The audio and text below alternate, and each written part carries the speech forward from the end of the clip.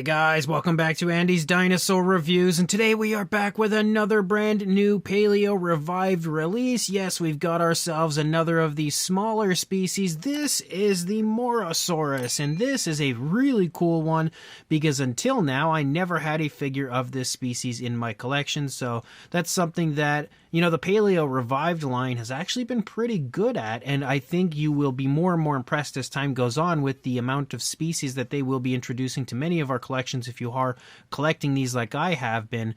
But the Morrosaurus is, I don't know if I'd say famous at this point now, but has become more well known recently thanks to Prehistoric Planet. And that may be where you notice my color scheme from, because I definitely took some strong inspiration from the coloration of the Morrosaurus in Prehistoric Planet as far as my version goes. Obviously, it's not exactly the same, and of course I tried to differentiate the two slightly from each other as far as like the way the coloration looks and everything, so there are some slight differences, but the basic color scheme I chose to go with was from, again, Prehistoric Planet. But if we go ahead and move one over here and we get a nice closer look, you can see if we start up here in the head sculpt, it looks really quite nice. You can notice the nostrils right there, the eyes sculpted nicely. We also have the beak sculpted out, which looks pretty good. It is, again, sculpted in a closed position, which you can see. The dinosaur is also quite filled with feathers, but we have some really nice, really fine feathers here in the face of the dinosaur. We also can see more of that as we move up into the top of the head, but they continue to be nice and fine and fairly small. As we move down into the neck, you start to see the feather detail pick up a bit for sure as you continue to lead down. And once you get to the bottom of the neck, I think the feather detail really starts to pop as far as its size goes. And again, it has kind of like that, I don't know if I'd really say scruffy type feathering, but it starts to get kind of bordering on that sort of a look. But as you can see, I applied quite a bit of variation of color to this one. Again, trying to, for the most part, replicate the look of the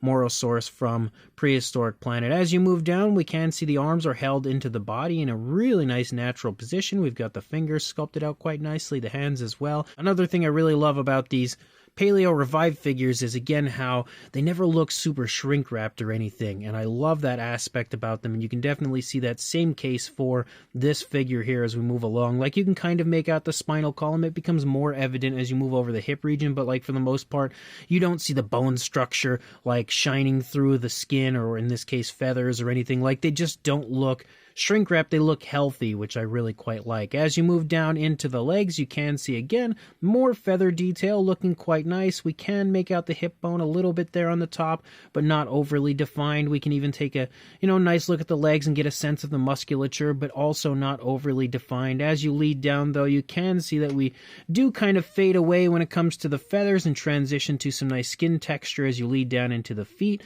We have a almost like a scoot-like appearance moving down over the toes, but not like an obvious, drastic scoot-like appearance. Some nice fine texturing as you move down into the feet, though, and the nails are sculpted quite nicely to have kind of a genuine sharp look for the most part to them, which is also nice. And as you move up, you will, of course, notice that this is one of the dinosaurs that kind of has that neutral sort of a look, like you see on a lot of the smaller Paleo Revived figures, so you can see the tail leading pretty straight out for the most part, and again, just giving off some really nice feather detail, almost increasing in size as far as the feathers go, leading out into the tail. I did give it a striping effect because, again, that's pretty much what you see on the Prehistoric Planet version of the dinosaur. When you look at it from the front, you've got a really nice profile of the Morrosaurus, again, looking directly at us. And of course, the same thing pretty much from one side to the other as far as the overall appearance. You're not really going to see a massive difference from one side of the figure to the other because, again, it is in pretty much a neutral position. So it is going to look pretty much the same on both sides. You can also see that they stand really nicely, which, as always, is a nice plus for the figure.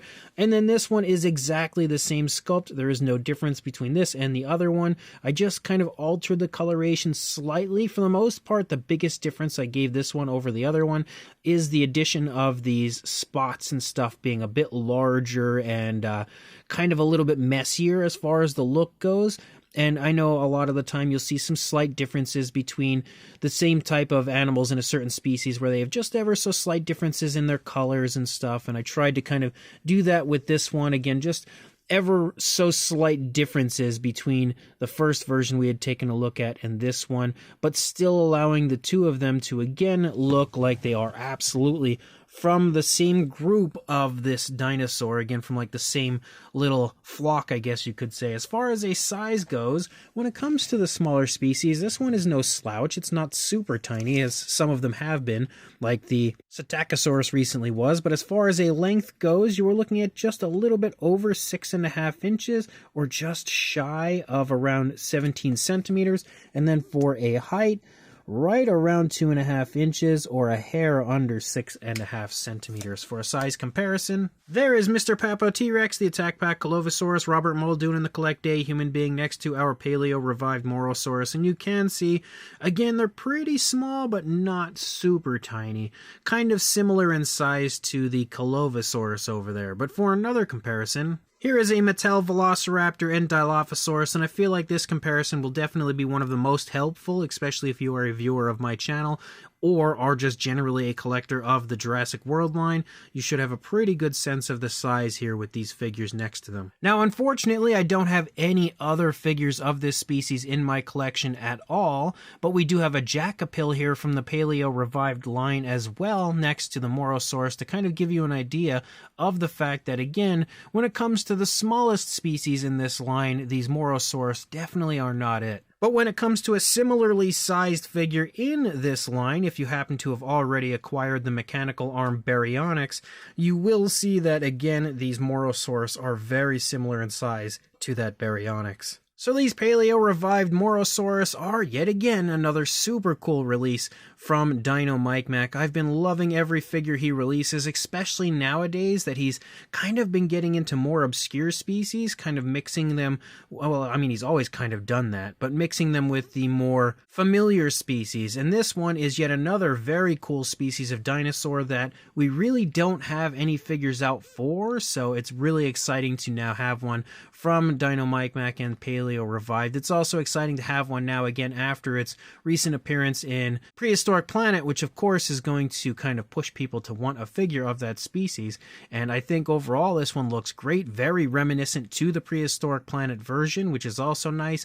It's got a nice fully feathered look, which is always really cool. Very quite highly detailed look as you move through the body. Again, pretty much the same nicely detailed appearance that you see through most of the Paleo Revived figures. And as per usual, these would arrive unpainted. If you wanted to get a hold of these, you would have to, of course, paint them yourself or send them out to a paleo artist to paint them for you. I guess that's, of course, really your decision, but another of the many exciting aspects to this figure is the price, because you can get two of these, which is exactly what you see here, for $8. So again, a really good price at $4 a piece for these figures, and being able to enter a new species into most people's collection, that's definitely really exciting. So as always, if you are interested in these, I will include links in the description to where you can check them out and purchase them, along with anything else that I have reviewed as far as the Paleo Revived line, and of course even some I haven't so far from Dino Mike Mac. So make sure you check the links in the description. Definitely pick these gorgeous figures up and like, comment, and subscribe, and I will see you in the next review. Thanks for watching.